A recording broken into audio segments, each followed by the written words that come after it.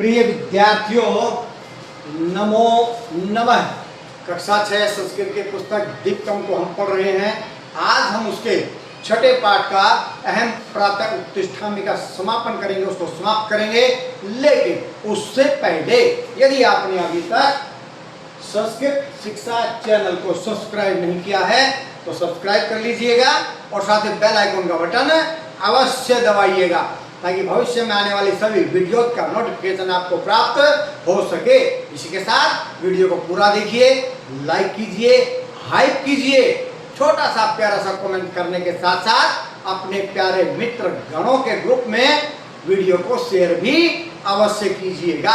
तो चलिए चलते हैं। आज का अंतिम चरण षष्ठ पाठ का अहम प्रातः उत्तिष्ठामि योग्यता विस्तर है और परियोजना कार्यम करने के लिए योग्यता विस्तर है, योग्यता का विस्तार।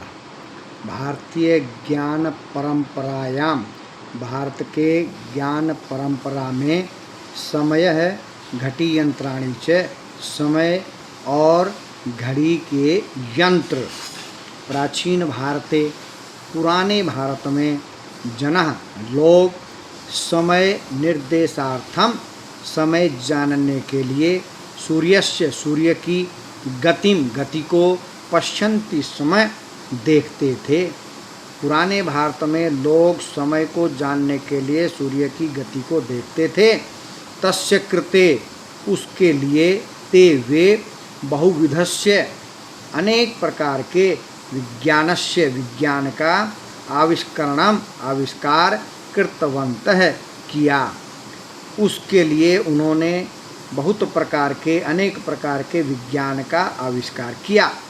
तादृशानि, वैसे, विज्ञान यंत्राणि, विज्ञान के यंत्र, सामान्यतः, सामान्य रूप से, वयम, हम सभी, प्रसिद्धेषु, प्रसिद्ध देवालयेषु, मंदिरों में, पश्यामः, देखते हैं। वैसे विज्ञान के यंत्र सामान्य रूप से हम प्रसिद्ध मंदिरों में देखते हैं। यथा, जैसे, ओडिशा राज्य, उड़ीसा राज्य में, कोणार्क क्षेत्रे, कोणार्क क्षेत्र में, विद्यमान सूर्य मंदिरे, सूर्य मंदिर में, चक्राणि, चक्र संति हैं।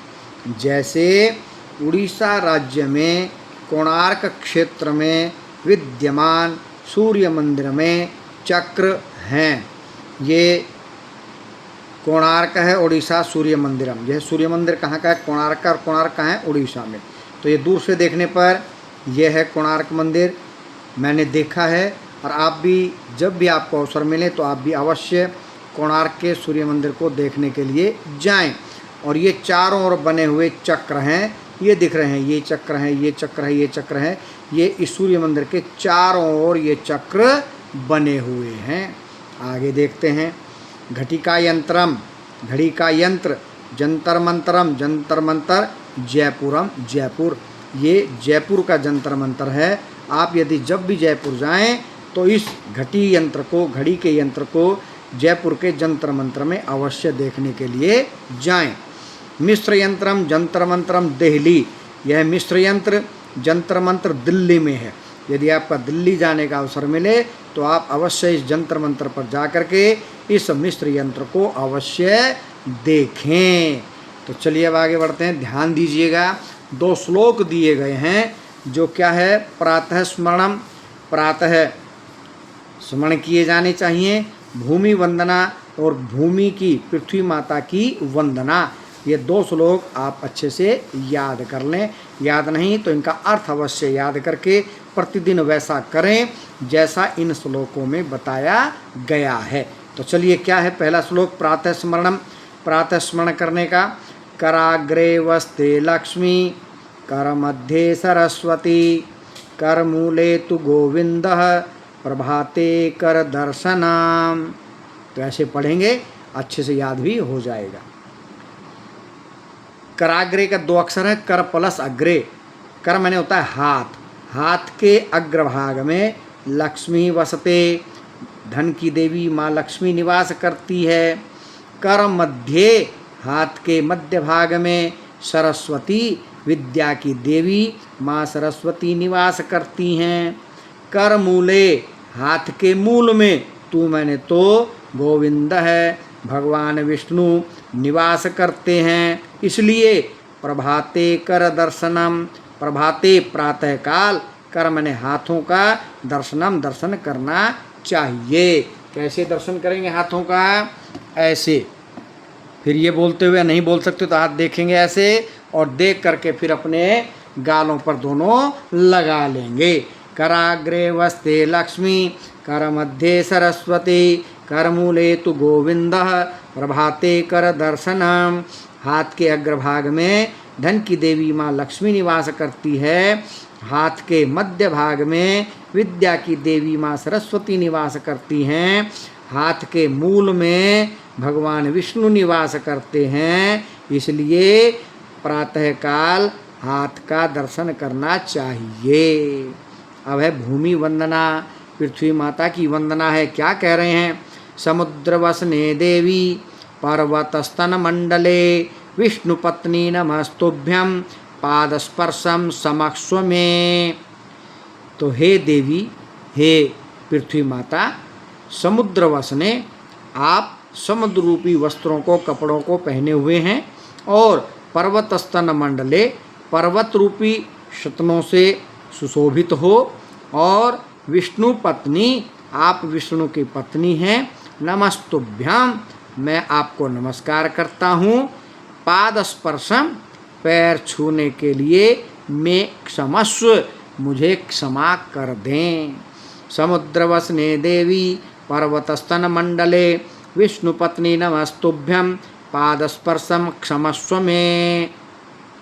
हे देवी, हे पृथ्वी माता, समुद्र रूपी वस्त्रों को धारण करने वाली, पर्वत रूपी स्तनों से युक्त विष्णु की पत्नी, मैं आपको नमस्कार करता हूँ।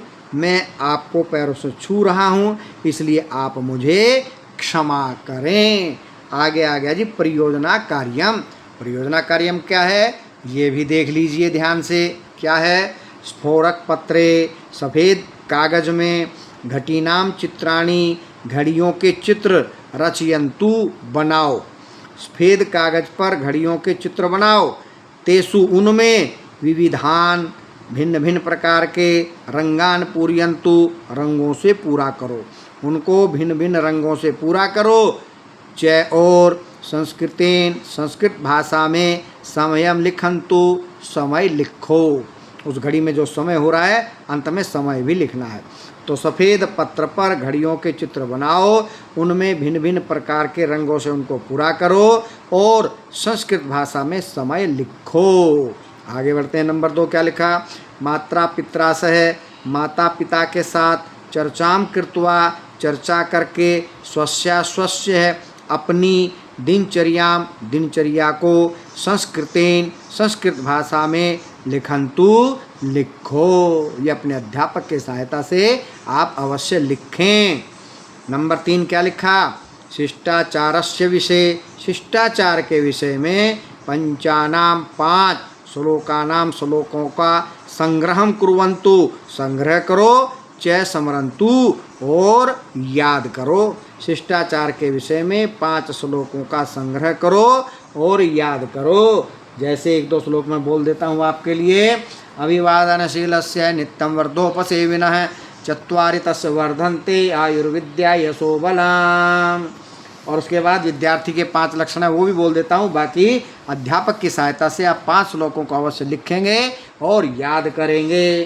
काकचेष्टा बको ध्यानम, स्वान निद्रा तथैव च, अल्पाहारी ग्रह त्यागी, विद्यार्थी पंच लक्षणाम। तो इसी के साथ हमारा 6ठा पाठ संपूर्ण हो जाता है। योग्यता विस्तार और परियोजना कार्यम आज हमने कर लिया है।